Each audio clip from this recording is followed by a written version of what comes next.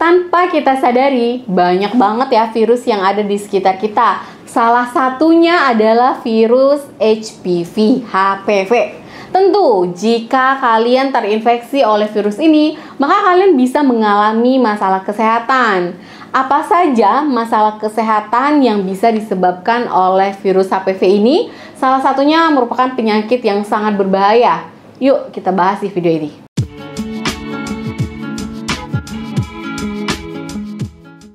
Hai, assalamualaikum, salam sehat. Apa kabarnya nih? Semoga selalu sehat ya. Amin ya rabbal alamin. HPV atau Human Papilloma Virus itu merupakan satu golongan virus yang berisikan sekitar 150 jenis virus serupa. Ingat ya, 150. Banyak banget. Beberapa jenis itu dapat menimbulkan kutil dan beberapa jenis lainnya itu bisa saja menimbulkan ke arah keganasan atau kanker. Virus ini dia biasanya menyerang ke kulit, kemudian selaput yang lembab yang melapisi tubuh kalian seperti leher rahim pada wanita, kemudian anus, mulut, ataupun bagian tenggorokan. Apa yang terjadi jika kalian terkena virus HPV ini? Dalam banyak kasus, HPV ini biasanya akan hilang nih dengan sendirinya dan tidak menyebabkan masalah kesehatan apapun gitu ya. Namun, jika HPV tidak menghilang, ini akan menyebabkan terbentuknya kutil pada area tubuh yang terjangkit si HPV itu. Seperti misalnya dia menyakiti tangan, berarti ada kutil di tangan atau di kaki atau mungkin di area kelamin, itu juga bisa. Kutil ini biasanya muncul sebagai benjolan yang kecil banget gitu ya, atau dia bisa muncul sebagai kelompok benjolan-benjolan dan ukurannya bisa bervariasi mulai dari yang kecil sampai yang besar. Kayak gini nih gambarnya, ada yang kecil, ada yang besar gitu ya. Ada beberapa nih jenis virus HPV tertentu itu bisa mengembangkan dirinya menjadi suatu keganasan seperti kanker leher rahim kah, atau kanker mulut kah, kanker tenggorokan, atau mungkin kanker rektum anus gitu ya, ataupun kanker vagina, ataupun kanker vulva. Sebenarnya berkembangnya si kanker ini membutuhkan waktu yang bertahun-tahun atau bahkan puluhan tahun, bukan dalam jangka waktu yang cepet gitu ya, bukan. Virus HPV ini bisa menyebabkan kanker, tetapi tidak sama ya dengan jenis HPV yang menyebabkan kutil. Karena kan tadi jenisnya itu banyak banget ya si HPV ini. Nah, itu tadi kan pada wanita ya. Sekarang ada pertanyaan pasti nih ya. Apakah HPV bisa menyerang ke pria nih, Dok? Jadi jangan khawatir ya, ternyata HPV ini bisa adil. Dia menyerang pria juga teman-teman, gak hanya menyerang wanita. Jadi pria itu juga bisa terkena infeksi HPV. Jadi untuk para pria jangan salah mengira ya bahwa HPV itu hanya dapat menyerang wanita. Pria juga bisa terserang si HPV ini. Bahkan ada beberapa jenis HPV yang bisa menyebabkan kanker pada penis atau area Mr. P. Jika kalian aktif secara seksual, maka virus HPV ini bisa menginfeksi kalian. Hal ini karena virus ini bisa menular melalui hubungan biologis atau kontak dari kulit ke kulit antar alat kelamin tersebut. Tadi udah saya bahas ya sedikit gimana si HPV ini bisa menular ke manusia atau ke teman-teman gitu ya. Virus HPV ini bisa menyebar salah satunya melalui hubungan seksual. Ya benar, baik hubungan secara vaginal, kemudian anal ataupun yang lain-lain lah gitu ya. Dengan orang yang sudah terinfeksi virus tersebut.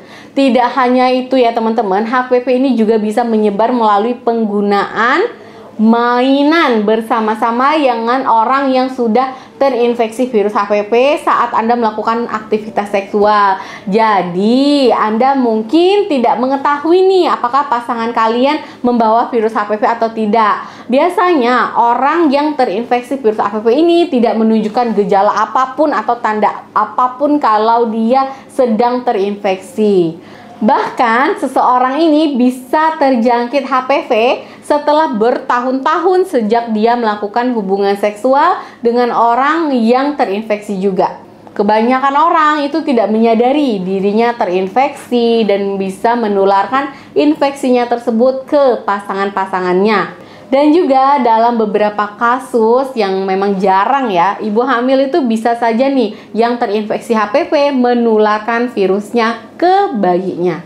Nah, hal ini bahkan bisa mengakibatkan si anak tersebut mengalami recurrent respiratory papillomatosis atau RRP, yaitu kondisi yang langka memang dan berbahaya yang biasanya menyebabkan kutil tumbuh pada bagian tenggorokan. Bagaimana cara agar tidak tertular dari si HPV ini? Ada beberapa cara yang bisa dilakukan untuk mencegah tertularnya virus ini atau si HPV ini.